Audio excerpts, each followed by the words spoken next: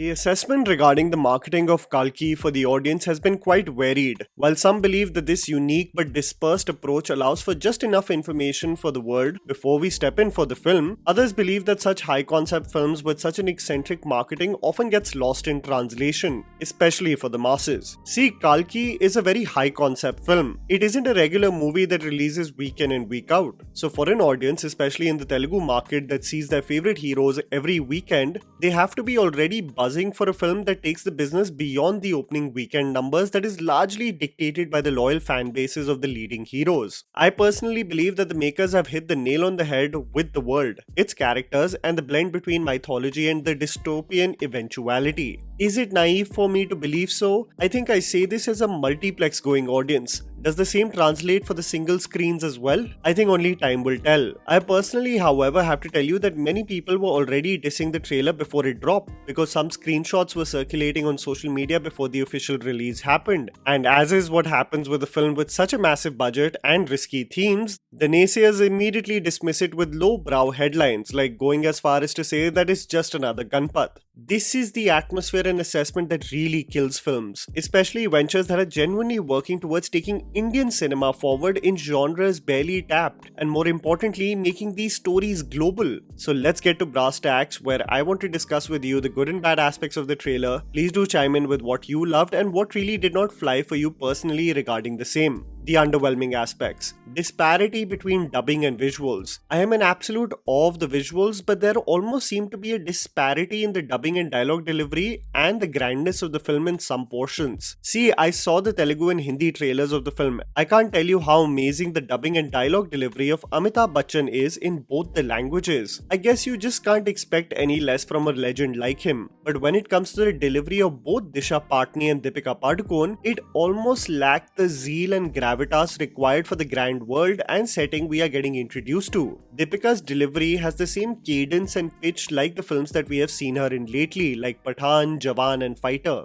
This slightly caught me off guard, especially if you see the motion of Disha's mouth in both the Telugu and Hindi dub. Its timing is as off cue as old Telugu dubbed films. I hope this can be rectified as we come closer to the release, because a film of this scale especially can't be let down with its dialogue writing. Speaking of which, the Brahmastra fear and the missing punch. Our experience with the sci-fi genre in India has been few and far between, and when the entire country was hyped for a film last time in a similar genre, it was for Brahmastra. After a long 8 to 10 year production battle, it had finally released. I think everyone unanimously can attest to the fact that Brahmastra was a visual spectacle, a concoction of special effects that we had never seen before on the big screen. The glimpse excited us, but what also transpired was a huge gap between the storytelling and the visuals. No one could look past the romance becoming the core of the film, the childish dialogues that made us roll our eyes, and so many of its intriguing elements and themes being left untapped. So you have to realize that the same audience that gave a chance to a film like Brahmastra is slightly scarred and heartbroken. Add to it, you've got a Prabhas who, yes, had success with Salar, but who will still be sharing a relationship with the Hindi-speaking audience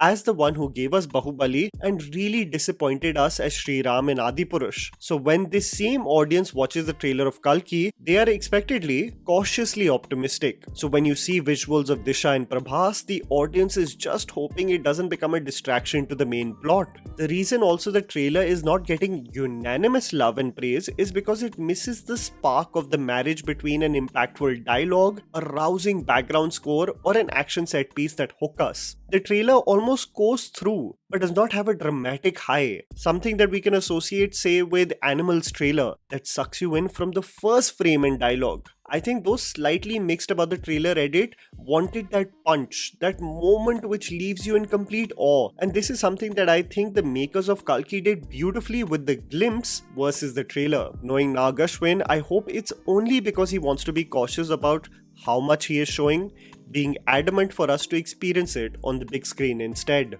The good. Cinematography, production design, and VFX. The film looks like a visual feast meant for the IMAX screens. The cinematography by Dierje Stojakovic and the production design by Nitin Zihani Chaudhary, an extremely bright mind by the way, who was responsible for the exquisite work done in a masterpiece like Tumbad. You know, when a man has dedicated so many years on such a high concept film and he shifts gears towards a project like Kalki, he really does only invest this time and vision to projects that demand his mind to be challenged. And you can see the work in the frames. I love that the film does not look gimmicky, and even though many want to reduce it by creating parallels with Dune, Elysium and Star Wars, I think the film, especially because of Nag Ashwin's vision, has its own identity. I love the frames and designs of Kashi as a city, the complex and the aspirational life that it has, the dictatorial nature of the establishment, the stunning visuals of a young Ashwathama falling to his knees at the end of the Kurukshetra war, the ultimate battle, all of it really becoming a concoction that I believe will be a feast for the eyes in the cinema.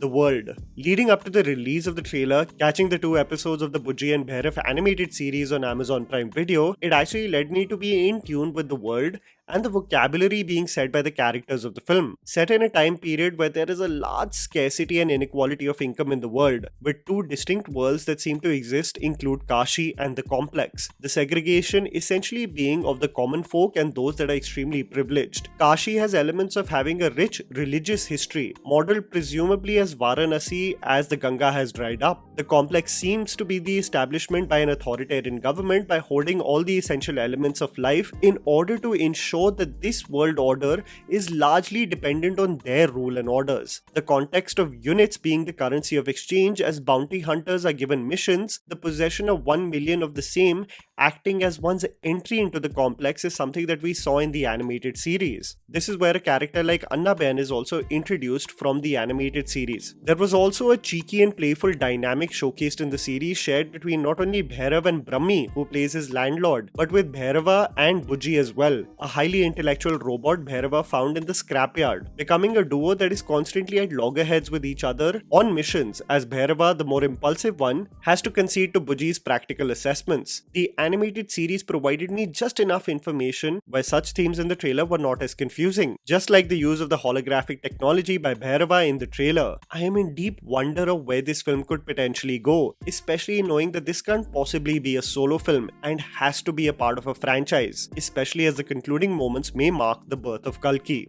The character duels and potential. I was recently talking about Indian legends and their presentation. I was saying that if Amal Neerad can showcase Mammootty like he did in Bhishma Parvam, if Prithvi Raj can do what he did with Mohanlal in Lucifer, if Lokesh Kanagaraj can do what he did with Kamal Haasan in Vikram, if Nelson can do what he did with Rajnikant in Jailer, who can showcase Amitabh Bachchan in the Masi Avatar at the movies just like RGV did in Sarkar? And just seeing the badass nature with which Nag Ashwin has presented the legend, I am in awe whenever he came in the frame. His styling, his baritone delivery, how fate had him cursed to kill a child in Uttara's womb, only for his purpose to become protecting the child in Sumati's womb in this film. I think this is going to be one of Amitabh Bachchan's most memorable characters on the big screen. Prabhas looks solid personally for me. I see many people complain about him looking unfit, but I don't really see how this assessment has led to such conclusions. The duel that may transpire between Bhairava and Ashwathama will be so interesting, as Bhairava has been given the bounty to bring Deepika to the complex and Ashwathama acts as the watchful protector.